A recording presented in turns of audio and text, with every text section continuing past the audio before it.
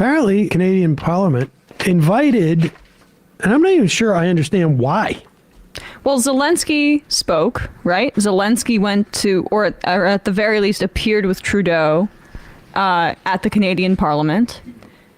Then they brought in a Ukrainian Canadian who served in the 1st Ukrainian Division of World War II.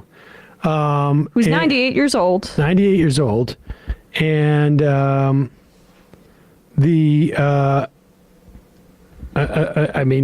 apparently, that division was informally renamed from the 14th Waffen Grenadier Division of the SS, a Nazi military formation.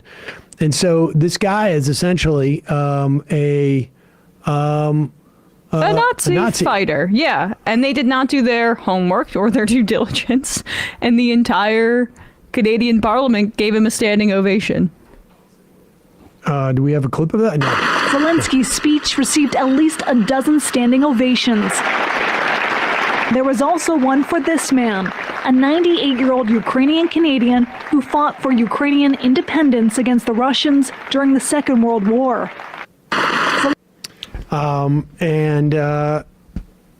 Fighting against Russia in the Second World War, should be clear.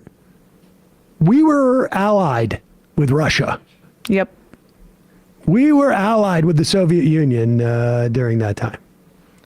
And you would think that somebody would be like, hey, wait a second, in Canada, like, hey, were we fighting with the Soviets against? But it just was a confounding choice to have that standing ovation happen, because this is just a gift-wrapped piece of propaganda for Vladimir Putin. Yeah. You know, for all, anytime you see that spam on the internet about how like the U.S. is supporting Nazis, that is Russian propaganda. And like to have this happen in Canada and for this homework not to be done, I mean, it is confounding. It is also like, it goes to show that people need to be thinking a bit more critically about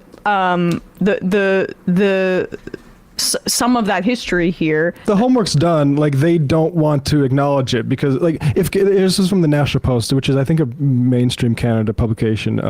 If Canada was ever going to embarrass itself by having its parliamentarians applaud the enthusiastic veteran of a Nazi combat unit, it's almost inevitable that the unit would be the Waffen SS Galicia Division. Long before Galicia Division veteran Yaroslav Hunka ever scored an invite to Parliament Hill, Canada spent decades overlooking and even providing official cover for an organization that would later claim to be full of Ukrainian freedom fighters, but was founded by Nazis, served under Nazi command, and fought exclusively to serve Nazi aims. Yeah. And this also, interestingly enough, this kind of blunder by the Speaker of the House of Commons in Canada, and Trudeau, obviously, now one of the Minister of National Education in Poland is calling for this man to be extradited from Canada. Yeah. Good. I mean, and he should be. The point, though, is just like,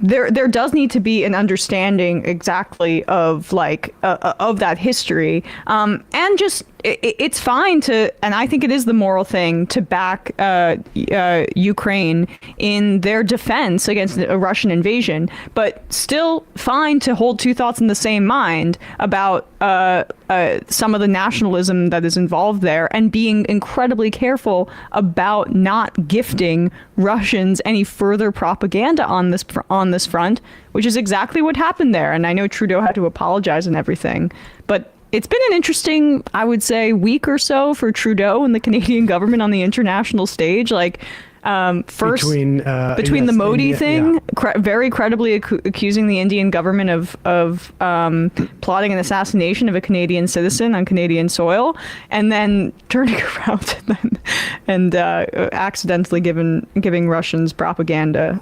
There's a media failure here. This is attending from the National Post, which people say is a center-right publication. I still think this is right on the money. There are monuments to the unit, and Luke Savage tweeted this out too. at the cemeteries, both of which avoid any mention of the U.S. or SS origins, instead referring to it as a Ukrainian National Army. When this was pointed out by the Russian Foreign Ministry in 2018, documents later obtained by Post Media would show that Global Affairs Canada rushed to have the claim labeled as misinformation. The Minister of Foreign Affairs at the time, Chrystia Freeland, has also played the disinformation card whenever Russia has pointed out that her own family tree contains a Ukrainian collaborator, although not one who served with the Galicia Division. Yeah. Yeah, I mean, there's no doubt that there. I think the history is well founded. The Ukrainian collaborators, and also, people have to also remember that the relationship between Ukraine and the Soviet Union was rather fraught. So some of those collaborators wasn't necessarily about Nazi ideology as it was about pushing back against the Soviet Union, but nevertheless. I don't know, for instance, like Charles Lindbergh, he shared a lot of like the same aims farm labor movement. as Hitler. Yeah. Ford, Henry Ford, also rather sympathetic to Hitler. I mean, I think most militaries in the world probably have an issue with nationalism. That was the point I wanted to make.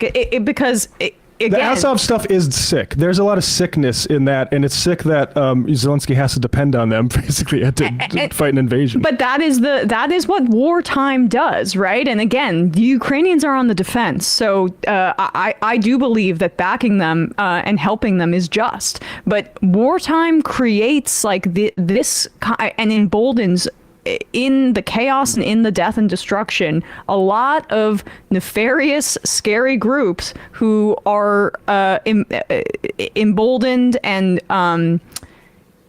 I guess use the wartime and the fears and the death to push propaganda that in the end can leave like a lot of destruction in their wake, and often those are right-wing nationalist groups, and that is what like that kind of chaos engenders, unfortunately. We'll talk more about the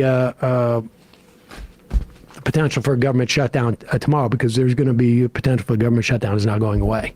The Senate's is putting together a very short-term continuing resolution, and their idea is that the House will vote on an authorization to reauthorize the FAA, because it is an important integral part. Everybody doesn't want, you don't want even if you're a Republican lunatic, you don't want everybody blaming you that there's no airplanes flying, because that's all your friends. Oh, yeah. And then that bill gets to the Senate, and the Senate attaches a continuing resolution onto the FAA bill.